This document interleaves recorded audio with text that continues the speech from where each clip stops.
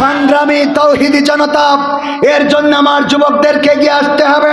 আমার কলিজার টুকরা যুবকেরা যদি রাজপথে দাঁড়ায়, আধার পালাবে। আমার যুবকেরা যদি রাজপথে দাঁড়ায়, বাতিল পালাবে, যেভাবে পালিয়েছে স্বৈরাচার। সুতরাং আমরা বলতে চাই, আমাদের কোনো দলের সাথে কোনো রেষারেষি নাই। অনেকে এইভাবে হাত উঁচু করলে বিএনপির আবার বলে, হুজুর মাহফিলে আমরাও তো টাকা দিছি। আমরাও কি করেছি? তো ভোট তো করেছি, গেলেন দাড়িপাল্লার। আমি দাড়িপাল্লার কথা বলেছি? কে পক্ষে বলেছি? ইসলামের পক্ষে থাকতে হবে। আমি বলি, যদি বাংলাদেশে আওয়ামী লীগ ইসলাম কায়েম করে দিতে চায়, সে আওয়ামী লীগের পক্ষে থাকতে আমাদের কোনো অসুবিধা আছে? একজন বলতেছে আছে, বলছে ওকে তো ইসলাম কায়েম নেব না। সহ্য মানে এত মন খারাপ। আমি বললাম, শেখ হাসিনা যদি ইসলাম কায়েম করে দেয়, তার বাংলাদেশে আইনতে অসুবিধা আছে? বলছে আছে। কে আর বলছে ওর আনা যাবে না, ওর তো ইসলাম কায়েম নেব না। বিএনপি যদি বাংলাদেশ ইসলাম কায়েম করতে চায়, আমরা তাদের পক্ষে থাকতে অসুবিধা আছে? কিন্তু জামাতে ইসলাম যদি ইসলামের বিপক্ষে যায়, সেই জামাতের বিরুদ্ধে কথা বলতেও কি আমাদের কোনো অসুবিধা আছে? সুতরাং যতক্ষণ ইসলামের পক্ষে আছে, ততক্ষণ আমরা সাথে আছি। যদি ইসলামের পথ থেকে বিচ্যুতি ঘটে, তাহলে জামাত ইসলাম, হেফাজতে ইসলাম, তাবলিগি ইসলাম, সরমনে ইসলাম সব ঝেঁটিয়ে বিদায় করে দিয়ে প্রকৃত ইসলাম যারা চায়, তারা হোক আওয়ামী লীগ, হোক বিএনপি, জাসদ বাসদ, যারা হবে তাদের পিছনে ইক্তেদায়িত বেহেজাল ইমাম বলতে কোনো আপত্তি মনে থাকবে ইনশাআল্লাহ।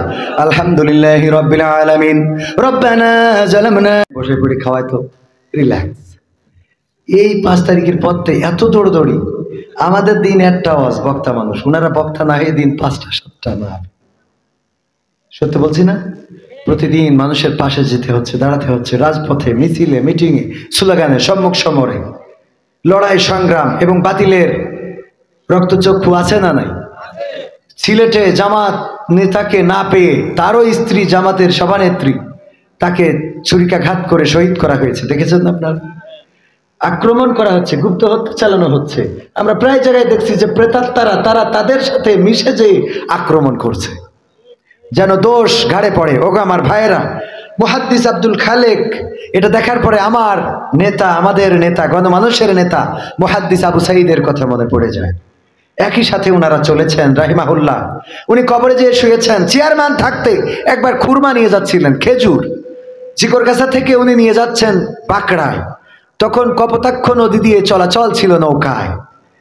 পথিমধ্যে রোজার মাস, আজান হয়েছে মাগরিবের, নৌকা থেকে উপুড় হয়ে পানি তুললেন নদী থেকে এবং ইফতার করলেন। নৌকায় থাকা সহযাত্রীরা বলল, মুহাদ্দিস আবু সাঈদ, আপনি তো একজন চেয়ারম্যান মানুষ, নিয়ে যাচ্ছেন খুরমা, কয়টা খুরমা বের করে তো মুখে দিলে ইফতারটা সুন্দর হতো।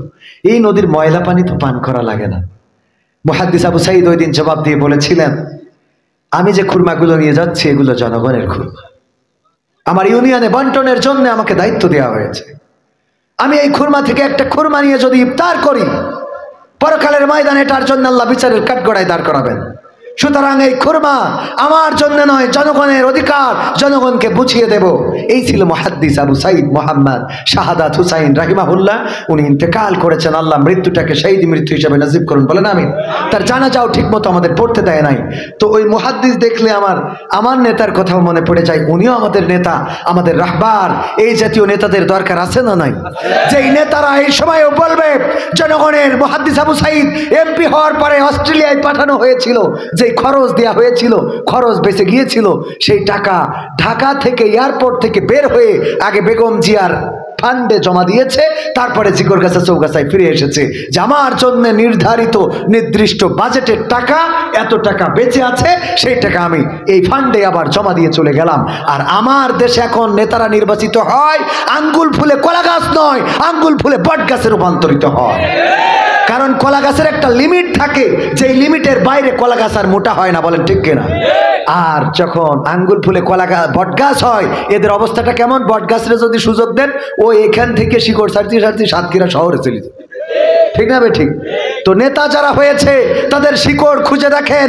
কানাডায় বেগম পাড়ায় বাড়ি, সুইজারল্যান্ডের সুইস ব্যাংকে টাকা, ছেলে থাকে আমেরিকা, মেয়ে পড়ে লন্ডনে, চিকিৎসা নেয় সিঙ্গাপুর মাউন্ট এলিজাবেথে, বেড়াতে যায় থাইল্যান্ডে, তারপরে বুর্জ খলিফায় আছে তার ফ্ল্যাট, মালয়েশিয়া সিঙ্গাপুরে আছে সম্পদ। এই দেশে কিছুই নাই, বটের মতো খালি গাছটা আছে, সংসদে বসে লিকচার মারে, আর শিকড়গুলো সব দেশের বাইরে ছড়িয়ে দিয়েছে। বলেন ঠিক কিনা?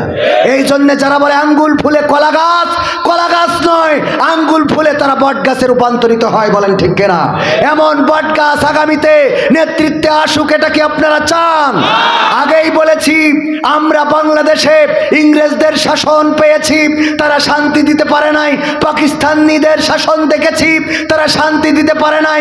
৭১ পরবর্তী সোনার বাংলা, সবুজ বাংলা, রূপালী বাংলা, পূবালী বাংলা, দীপালি বাংলা, ডিজিটাল বাংলা, স্মার্ট বাংলা, সব বাংলা দেখা শেষ। শান্তি যেহেতু আসে নাই, এখন আমাদের সিদ্ধান্ত হলো ইসলামের বাংলা দেখতে চাই। যারা ইসলাম নিয়ে সামনে আসবে তাদের পক্ষে আমরা থাকতে রাজি আছি না নাই? তার জন্য ৫২-তে যেমন রক্ত দিয়েছি, আমরা ৭১-এ রক্ত দিয়েছি, ২০২৪-এ রক্ত দিয়েছি।